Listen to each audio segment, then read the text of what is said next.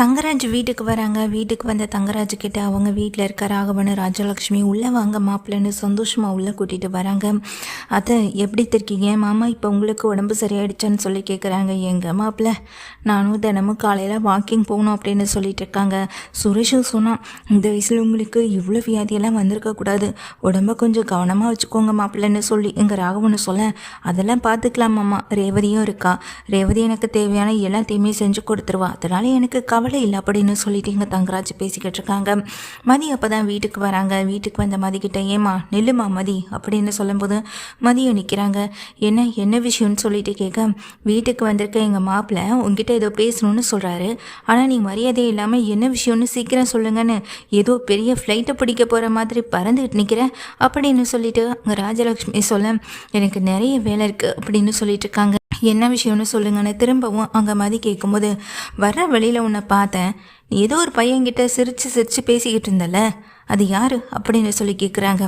இந்த வீட்டுக்கு வந்த மருமகள்ங்க, இப்படி வெளியில் நின்று கண்டவங்க கிட்ட சிரித்து பேசினா பார்க்குறவங்க என்ன நினைப்பாங்க அப்படின்னு தங்கராஜ் சொல்ல, என்ன மாப்பிள்ள சொல்கிறீங்கன்னு ராகவன் கேட்கா, அட ஆமாம் மாமா, நல்ல வேலை நான் பார்த்தேன், இதே போல் என்ன போல் எத்தனை பேர் பார்த்துருப்பாங்கன்னு தெரியலையே, நாளைக்கு யார் எங்கள் அத்தைக்கிட்டையும் மாமாக்கிட்டையும் வந்து இப்பெல்லாம் கேட்க போகிறாங்கன்னு தெரியல, பார்த்ததுக்கு சுரேஷ் எஸ்ஐயா வேற இருக்கான், அவங்ககிட்ட யார் என்னெல்லாம் கேட்பாங்கன்னே தெரியலன்னு சொல்லும்போது, என்ன நீங்கள் இந்த காலத்தில் தானே இருக்கீங்க, ஒரு பொண்ணு ஒரு பையன்கிட்ட பேசினாலே அது தப்பான அர்த்தம் தானா அப்படின்னு சொல்லி கேட்க, எங்களை பொறுத்த வரைக்கும் அது அப்படித்தான், இந்த குடும்பத்துக்குன்னு ஒரு வழக்கம் இருக்குது, அந்த பழக்க வழக்கத்தை யாரும் மாற்றிக்கக்கூடாது, என்ன மாமா நீங்கள் இதெல்லாம் சொல்லலையான்னு சொல்ல, மாப்பிள்ளை எனக்கு என்ன மாப்பிள்ளை தெரியும் அப்படின்னு சொல்லி அங்கே ராகவன்னு சொல்கிறாங்க. சரிங்க மாமா, இதுக்கப்புறம் இந்த விஷயத்த நானே பார்த்துக்கிறேன், சுரேஷ்கிட்டேயும் சொல்லி வைக்கிறேன், இங்கே போனாலும் இனி சுரேஷை கூட்டிகிட்டு போவான், சுரேஷை கூட்டிகிட்டு வருவான், வழியில் இந்த மாதிரி யார்கிட்டையும் என்னெல்லாம் பேசிக்கிட்டு இருக்கக்கூடாதுன்னு சொல்லும்போது அதை கேட்டுக்கிட்டு இருக்க மதிக்கு கோவம் வந்து மதி எதிர்த்து பேச வரும்போது மலர் உடனே, மதி நீ வா மதி இனிமேல் இப்படிலாம் பண்ண மாட்டான்னு சொல்லி மதியை கூட்டிகிட்டு உள்ளே போகிறாங்க. அக்கா என்ன ஏன்க்கா தடுத்தீங்கன்னு சொல்ல, இப்போ தான் ஒரு சண்டை முடிஞ்சுது, திரும்ப அடுத்த சண்டை வேறையா, அதனால தான் அவங்க பேசினதெல்லாம் தப்பு தான், அதுக்காக நீ அவங்க சொல்கிற மாதிரி தான் இருக்கணுன்ற அவசியம் இல்லை, உனக்கு பிடிச்ச மாதிரியே இரு அப்படின்னு சொல்கிறாங்க. ஆனால் எனக்கு இது மட்டும் பிடிக்கவே இல்லைக்கா, 1000 ரூல்ஸ் போட்டுக்கிட்டே இருக்காங்க, எல்லா ரூல்ஸையும் நான் கடைப்பிடிச்சிட்டே இருக்கணுமா, எனக்கு எந்த அவசியமும் இல்லை, நான் சரியாக தான் இருக்கேன், எனக்கு நான் சரியாக தான் இருக்கேன், மற்றவங்க பார்வைக்கு அது தப்பாக பட்டுச்சுன்னா அது அவங்களுடைய பார்வையில் இருக்க தப்பு, அவங்களுடைய எண்ணத்தில் இருக்க தப்பு, அதை என்னால் மாற்ற முடியாது, அதே போல் என்னையையும் யாராலையும் மாற்ற முடியாது அப்படின்னு மதியை சொல்லிட்டு போக, மலரும் இப்போ தான் ஒரு பிரச்சனை முடிஞ்சுது, அதுக்குள்ளே இந்த தங்கராஜ் அண்ணனுக்கு வேறு வேலை இல்லையா, என்னெல்லாம் வந்து பேசிக்கிட்டு இருக்காரு அப்படி நினச்சி ரொம்ப கோவத்தோட மலர் இருக்காங்க.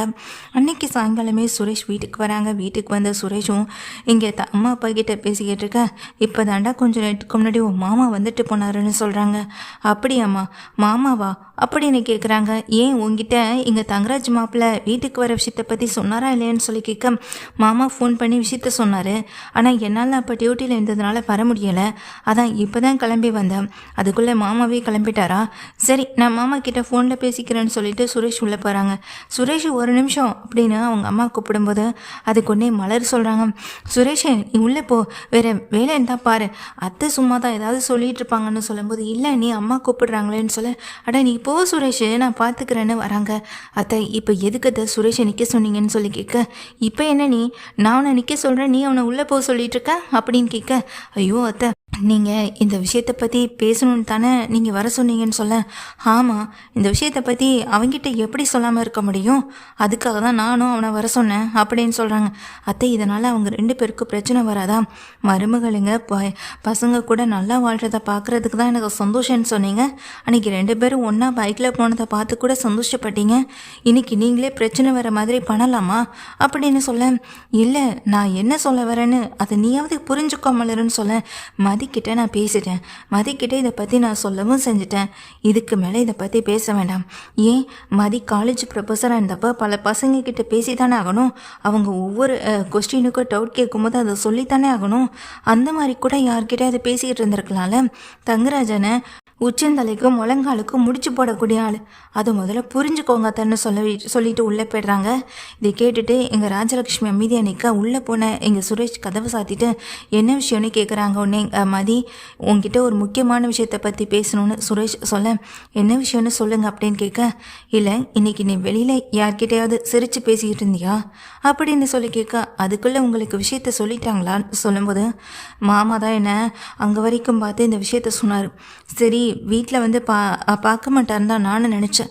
ஆனால் வீட்டுக்கு வந்து இந்த விஷயத்த சொல்லிட்டு போயிருக்காரு. மாமா மாதிரி என்னை எத்தனை பேர் பார்த்து என்கிட்ட இதை பற்றி கேட்க போகிறாங்கன்னு தெரியலன்னு சொல்ல அப்படியா நீங்கள் இப்போ ஒரு எஸ்ஐயாக இருக்கீங்க. எஸ்ஐயாக இருக்க பட்சத்தில் நீங்கள் வெளியே போகும்போது நிறைய லேடிஸ்கிட்ட பேசக்கூடிய ஒரு வாய்ப்பு வரும். அப்படி யார்கிட்டே அது பேசினா உங்களுக்கு கோவம் வருமா வராதா அப்படின்னு சொல்லி கேட்குறாங்க. ஏய் என்ன நீ அது எப்படி அப்படின்னு சொல்லிட்டு கேட்குறாங்க. வெளியே போகிற நீங்கள் பல லேடிஸ் கிட்ட பேசக்கூடிய வாய்ப்பு கிடைக்கும். அப்படி பேசினா அக்கம் பக்கத்தில் இருக்கவங்க உங்களெல்லாம் பார்த்து தப்பாக நினைப்பாங்கன்னு மனசுக்குள்ளே நினச்சிட்டு பேசாமல் இருப்பீங்களா? இல்லை உங்கள் தேவைக்கு நீங்கள் அதை பேசி தானே ஆகணும். அதையெல்லாம் பார்த்து தப்பாக பேசுவாங்கன்னு உங்கள் மனசு நினைக்குமா? இல்லை உங்கள் சுற்றி இருக்கவங்க தான் அதை நினைக்கவும் செய்வாங்களா? எந்த விஷயத்தையும் தப்பாக பார்க்கக்கூடாதுன்னு சொல்லும்போது நான் அதுக்காக சொல்ல வரல. நீ எல்லாத்துக்கும் பதில் கரெக்டாக வச்சுருப்பேன்னு எனக்கு தெரியும். ஆனால் மாமா வந்து சொன்னதும் தான் சொல்லும்போது அப்படியே நான் யார்கிட்ட பேசினா உங்களுக்கு என்ன தான் பிரச்சனைன்னு சொல்லிட்டு மதி கதவை திறந்துக்கிட்டு வேகமாக வெளியே போய்ட்றாங்க. சுரேஷ்க்கு ஒன்றுமே புரியலை. அங்கே மாமா சொன்ன மாதிரி ஏதாவது தப்பாக இருக்குமா? இந்த கல்யாணத்தில் என் கூட சேர்ந்து வாழாமல் இருக்கிறதுக்கு காரணம் அவளுக்கு வேறு யார் கூட இது பழக்கம் இருக்குமா? இல்லை வேறு யாரையாவது லவ் பண்ணிட்டு இருப்பாளா? அவங்கள பிரிஞ்சு வர முடியாமல் தான் அவள் இந்த மாதிரி என்கிட்ட நடந்துக்கிறாளா? இப்படி ஏகப்பட்ட குழப்பத்தோடு இங்கே இருக்காங்க. சுரேஷ் வந்துட்டு இந்த குழப்பம் வந்துட்டு தீரவே இல்லை. மதிக்கு அப்படி ஏதாவது இருக்குமான்ற ஒரு பயம் மட்டும் இருந்துக்கிட்டே இருக்கு. அடுத்த நாள் மதி எப்போதும் போல தான் வீட்டிலேருந்து கிளம்புற மதி வெளியே போனதை பார்த்ததும் சுரேஷும் வந்துட்டு பின்னாடியே தான் போகிறாங்க. மதிக்கு தெரியாமல் பின்னாடியே தான் போகிறாங்க. அதே போல் தான் மதி அந்த பையன்கிட்ட வெளியே நின்று பேசிக்கிட்டு இருக்கிறதுனாலவே தெரியுது. நேற்றும் மாமா இந்த ஃபோட்டோவை தான் காட்டி என்கிட்ட சொன்னார். இன்றைக்கும் அவங்ககிட்டே பேசிக்கிட்டு இருக்கா இவன் அப்படின்னு நினச்சிக்கிட்டு இருக்க எங்கள் சுரேஷ் வந்துட்டு நேராக பக்கத்தில் போகிறாங்க. சுரேஷ் வந்து மதியை பார்க்குறாங்க. இங்கே நீங்கள் என்ன பண்ணுறீங்கன்னு சொல்லும்போது நீங்கள் என்ன பண்ணுற? நேற்று தானே உங்ககிட்ட நான் அவ்வளோ படித்து சொன்னேன் அப்படின்னு சொல்லும்போது உங்கள் விஷயத்தில் நான் தலையிடுறேனா இல்லை உங்களை நான் ஃபாலோ பண்ணி வந்து நீங்கள் யார்கிட்ட பேசுகிறீங்கன்னு பார்க்குறேன்னா நீங்கள் மட்டும் எதுக்கு இப்படி இருக்கீங்க அப்படின்னு அங்கே மதியம் கேட்குறாங்க. இங்கேருந்து போப்பா அப்படின்னு சொல்லும்போது அவரும் அங்கேருந்து கிளம்பி போய்ட்றாங்க. முதல்ல இவன் யார்? இவங்கிட்ட நீ சிரித்து பேசி பழகிறதுக்கு என்ன இருக்குது? ஒருவேளை நீ என் கூட சேர்ந்து வாழாமல் இருக்கிறதுக்கு இதுதான் காரணமா அப்படின்னு சொல்லிட்டு இங்கே சுரேஷ் சொன்னதுமே பல்லான்னு ஒரு அறை இங்கே மதி கன்னத்தில் விடவும் செய்கிறாங்க. அந்த பையன் யாருன்னு நினச்சிட்டு இருக்கீங்க நீங்கள்? முதல்ல அதுவும் அந்த பையனை ஏன் கூட வச்சு தப்பாக பேசிக்கிட்டு இருக்கீங்க. உங்களை இதே போல் வேறு எந்த பொண்ணு கூடயாவது நான் தப்பாக பேசினா உங்களால் அதை தாங்கிக்க முடியுமா அப்படின்னு சொல்லும் போது இல்லை நான் அது வந்துன்னு சொல்லிட்டு அங்கே இருக்க சுற்றி முற்றி இருக்கவங்க எல்லாரும் போலீஸே கை நீட்டி அடித்ததுனால எல்லாருமே வேடிக்கை பார்க்குறாங்க. இது சுரேஷ்க்கு ரொம்ப அவமானமாக போயிடுது. இதே போல் அவமானம் தான் எனக்கும் இருக்கும். அதை முதல்ல புரிஞ்சுக்கோங்க. கட்டின பொண்டாட்டினா நீங்கள் தாலி கட்டிட்டீங்கன்றதுக்காக என்ன கேள்வி வேணாலும் கேட்கலான்னு அர்த்தம் கிடையாது அப்படின்னு அங்கே மதியம் சொல்லும்போது சுரேஷ்க்கு இன்னும் அசிங்கமாக போயிடுது. நேராக சுரேஷ் வீட்டுக்கே கூட்டிகிட்டு வந்துடுறாங்க. பொது வெளியில் தன்னை அடித்ததை பற்றி வீட்டில் எல்லாருக்கிட்டையும் சொல்லும்போது நீ ஏன் சுரேஷ் இப்படி பண்ணேன்னு அங்கே மலரும் கேட்க இப்போ நீ என்ன சுரேஷை கேள்வி கேட்டுக்கிட்டு இருக்க? அவன் கேட்டதில் என்ன தப்பு இருக்குது? இல்லை போய் பேசினதில் தான் என்ன தப்பு இருக்குது? தினமும் இதே வேலையாக இருந்தால் பார்க்குறவங்க கணக்கு தப்பாக தானே தெரியும். நம்மளை பற்றி இங்கே நம்ம கௌரவம் பதிச்சிடக்கூடாதுன்றதுக்காக தானே சுரேஷ் தப்பு கேட்டிருக்கான்.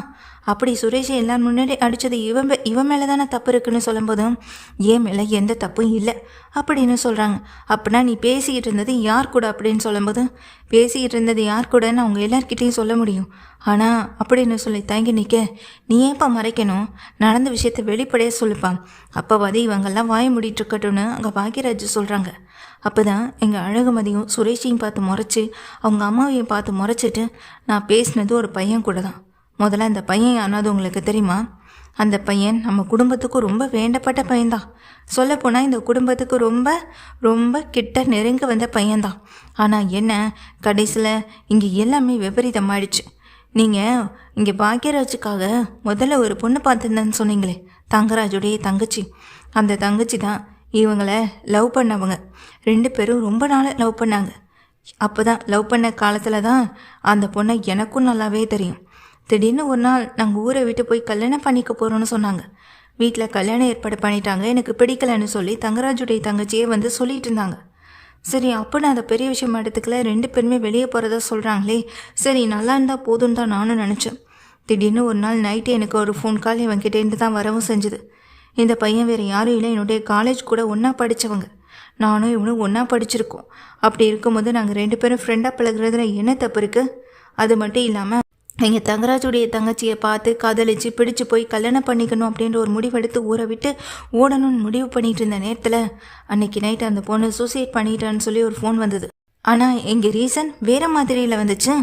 அந்த பொண்ணு இங்கே தற்கொலை பண்ணிக்கிட்டதுக்கு காரணமே அவங்க வீட்டில் பார்த்துட்டு இருந்த மாப்பிள்ளை வேற ஒரு பொண்ணை கல்யாணம் பண்ணி கூட்டிகிட்டு வந்துட்டாரு. அதுக்காக தான் அந்த பொண்ணு கல்யாணம் பண்ணாமல் இங்கே தற்கொலை பண்ணிக்கிட்டாங்கன்னு சொல்லிட்டு இங்கே பெரிய ஒரு வதந்தியை கிளம்புனுச்சு. ஆனால் உண்மை அது இல்லை. அந்த பையன் கல்யாணம் பண்ணிக்கிட்டா முதல்ல சந்தோஷப்பட போகிறது அவளாக தானே இருக்கும். அப்படி இருக்கும்போது அவள் சூசைட் பண்ணிக்கணுன்ற அவசியம் இல்லையே. எனக்கு தெரிஞ்சு காதல் விஷயம் வீட்டில் தெரிஞ்சிருக்கணும். அதுக்காக அவளை ஏதாவது சொல்லி திட்டிருந்துருக்கணும். உன்னை அவளே சூசைட் பண்ணியிருக்கணும், இல்லை அவளை கொலை பண்ணியிருந்திருக்கணும். 2ல் ஏதோ ஒன்று நடந்திருக்கு. நிச்சயமாக அதுதான் உண்மைன்னு சொல்லும்போது, என்ன நீ புதுசாக கதை சொல்லிகிட்டு இருக்க, அதுவும் எங்கள் தங்கராஜ் மாப்பிள்ளையை பற்றின்னு சொல்ல. அவரை பற்றி புதுசாக நான் கதை சொல்லலை, நடந்த விஷயத்தை பற்றி தான் நானும் பேசிக்கிட்டு இருக்கேன். அவரை பற்றி புதுசாக பேசுகிறதுனால என்னாக போகுது? இப்போ கூட அந்த பொண்ணு விஷயத்தில் என்ன நடந்துச்சு, உண்மையிலே இந்த பொண்ணை கொலை பண்ணியிருக்காங்களா இல்லை சூசைட் தான் பண்ணிக்கிட்டானான்னு தெரிஞ்சுக்கணுன்றதுக்காக தான் அவ்வளோ முயற்சி பண்ணிக்கிட்டு இருக்கான். இன்னொரு பக்கம் தங்கராஜுடைய பிரச்சனை வேறு. தங்கராஜ் தான் தங்கச்சி காதலிச்ச பையன் யாருன்னு ஒரு பக்கம் தேடி அலைஞ்சிட்ருக்காரு. அது எதனால அது உங்களுக்கு தெரியுமா?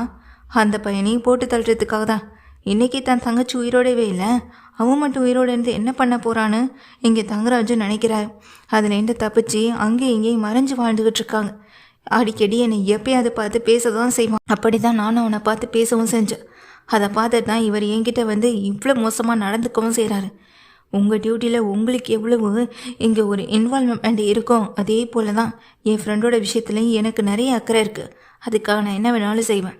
நிச்சயமாக ஒரு நாள் அந்த பொண்ணோட தற்கொலைக்கு காரணம் யார், அது தற்கொலை தானா இல்லை கொலை தானான்னு கண்டுபிடிக்கிறதுக்கான ஒரு நேரம் வரும்.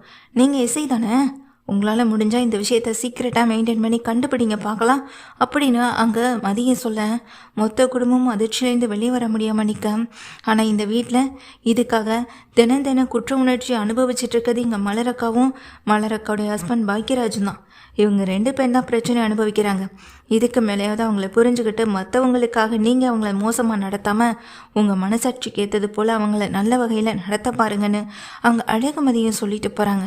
மதி சொன்னது எல்லாமே உண்மைதானான்னு சொல்லிட்டு பின்னாடியே போன மலர் கேட்குறாங்க. ஆமாக்கா, இந்த விஷயத்த முதல்லையே முன்கூட்டியே சொல்லணும்னு ஒரு ஆசை இருந்தது. ஆனால் அதுக்கு முன்னாடி உண்மையிலேயே அந்த பொண்ணு யாரை செத்தா எதனால் செத்தான்னு தெரிஞ்சுக்கிட்டு அதுக்கப்புறம் தான் விஷயத்த சொல்லணும்னு நினச்சேன். ஆனால் அதுக்கு முன்னாடி இவர் என்னை அசிங்கமாக பேசும்போது அது பார்த்துக்கிட்டு பொறுமையாக இருக்கக்கூடிய ஒரு தைரியம் இல்லை தெம்பு என்கிட்ட இல்லை. அதனால தான் நான் இந்த விஷயத்த வெளிப்படையாக சொன்னேன். ஆனால் இதுக்கு மேலே உங்கள் விருப்பம். இந்த விஷயத்தை பற்றி தங்கராஜ்கிட்ட சொல்கிறதும் சொல்லாததும். எங்களுக்கு தேவை குற்றவாளி பிடிபடணும். அந்த குற்றவாளி யாருன்னு கண்டுபிடிக்கணும். இப்போ இந்த விஷயம் சீக்கிரட்டாக இருந்தது வெளியே போணுச்சுன்னா தங்கராஜ் தப்பிக்கிறதுக்கு நிறைய வாய்ப்பு வந்துடுன்னு சொல்ல இருக்காது அப்படின்னு சொல்லிகிட்டே சுரேஷ் உள்ள வராங்க. சாரி அண்ணி, இதுக்கு மேலே இந்த விஷயத்தில் நான் சொல்கிறதுக்கு எதுவும் இல்லை. நான் பண்ணது தப்பு தான், பேசினது தப்பு தான், எல்லாத்துக்கும் என்னை மன்னிச்சிருன்னு மதிக்கிட்டையும் பார்த்து கேட்டுட்டு இந்த விஷயம் வெளியே போகாது. அம்மாக்கிட்டேயும் அப்பாக்கிட்டையும் கூட சொல்லிட்டேன். ஏன் ரேவதி அக்கா காதுக்கு கூட இந்த விஷயம் போகக்கூடாது. உண்மையிலேயே அந்த பொண்ணு யாரால் எதனால் இறந்தான்னு நிச்சயமாக ஒரு நாள் தெரிய வரும். மாமா வாங்கி கொடுத்த இந்த வேலையை வச்சு அந்த குற்றவாளி யார் என்னன்னு நான் ஈஸியாக கண்டுபிடிக்கிறேன். ஒருவேளை உன் ஃப்ரெண்டு தான் இது எல்லாத்துக்கும் காரணம்னா அவனையும் நான் சும்மா விட மாட்டேன்னு சொல்ல, நிச்சயமாக நீங்கள் என்ன வேணாலும் செய்யலான்னு இங்கே மதியம் சொல்கிறாங்க. சுரேஷும் ஒரு முடிவெடுக்கிறாங்க. மாமாவுக்கு தெரியாமா சீக்ரெட்டாக இதை கண்டுபிடிக்கணும் அப்படின்றதில். ஆனால் இங்கே மதிக்கு மட்டும் ஒரு சந்தேகம் இருக்குது. எல்லா பிரச்சனைக்கும் பின்னாடி இந்த தங்கராஜ் இருக்கிறாரு அப்படின்றத உறுதியாக நம்பவும் செய்கிறாங்க. அதனால தான் தங்கராஜா ஆரம்பத்துலேருந்து பிடிக்காமல் வெறுத்து ஒதுக்குனது கூட, தான் வீட்டுக்கு வரும்போது அவங்கள திட்டினது கூட, எல்லாம் இருக்கும்போதே இப்படி ஒரு கல்யாணம் நடக்கும்னு இங்கே மதியமே எதிர்பார்க்கல. அந்த வீட்டுக்கே மருமகளாக வந்துட்டோன்றது ஒரு பக்கம் யோசனையாக இருந்தாலும், இன்னொரு பக்கம் அந்த ஃப்ரெண்டுடைய காதலியுடைய கொலைக்கு யார் காரணம் அப்படின்றத கண்டுபிடிக்கணுன்றதில் இங்கே அழகுமதியுமே உறுதியாக தான் இருக்காங்க. அப்போ தான் சுரேஷ் அன்னைக்கு நைட்டே வீட்டுக்கு பின்னாடி தூக்கம் வராமல் வெளியே வந்துட்டு இங்கே ஃபோன் பண்ணுறாங்க. சார், இங்கே ஒரு 5 வருஷத்துக்கு முன்னாடி எங்கள் மாமாவுடைய தங்கச்சி ஒருத்தவங்க சூசைட் பண்ணிக்கிட்டாங்கள, ஞாபகம் இருக்கான்னு சொல்லும்போதும் ஆமாம் சார்ன்னு சொல்கிறாங்க. அதை பற்றின ஃபைல் கூட அப்போ வந்ததில் அவங்களுடைய அந்த சூசைட் அட்டம்ப்ட் கேஸ்க்கு வந்துட்டு நாம் டாக்டர் ரிப்போர்ட் வந்துச்சுல, அது எங்கே இருக்குன்னு சொல்லி கேட்குறாங்க. சார், நீங்கள் கூட அன்றைக்கி பார்க்கலன்னு சொல்லிட்டு எடுத்து வச்சிட்டிங்க சார். ஒரு நிமிஷம் இருக்கான்னு பார்க்குறேன்னு சொல்லிட்டு எடுத்து பார்க்குறாங்க. ஆமாம், இருக்குன்ற விஷயம் தெரிஞ்சு போகுது சார். அதை எனக்கு உடனே ஒரு ஃபோட்டோ எடுத்து அனுப்ப முடியுமான்னு சொல்லி கேட்க சரின்னு சொல்லிட்டு அந்த போஸ்ட்மார்ட்டம் ரிப்போர்ட்டை வந்துட்டு உடனே ஃபோட்டோ எடுத்து அனுப்புகிறாங்க. சுரேஷ் வந்துட்டு அதை பார்க்குறாங்க. அது சூசைட் இல்லை அப்படின்ற மாதிரி போட்டிருக்காங்க. யாரோ ஒருத்தவங்க அவங்க கழுத்தை நெரிச்சிருக்காங்க, அதுக்கு பிறகு தான் அவங்கள தூக்கில் தொங்க விட்டுருக்காங்கன்ற மாதிரி உறுதியாகவே இந்த ரிப்போர்ட்டில் இருக்கவும் செய்தும். இதை பார்த்துட்டு தன்னுடைய ஒரு சின்ன மிஸ்டேக்கால் இத்தனை விஷயமா ஒரு குற்றவாளியை வந்துட்டு நம்ம தப்பிக்க வச்சுருக்கோமே, நான் எப்படி இதை பார்க்காம விட்டேன்னு நினச்சி ரொம்ப வருத்தத்தோட அந்த ரிப்போர்ட்டை பார்த்துக்கிட்டு இருக்காங்க. அப்போ மதி சொல்கிறது எல்லாமே உண்மைதானா? அப்போ அந்த வீட்டில் தான் அந்த கொலைக்காரன் இருக்கானா, அது எங்கள் மாமாவை தான் இருக்கமான்னு ஒரு அதிர்ச்சியோட எங்கள் சுரேஷ் இருக்காங்க.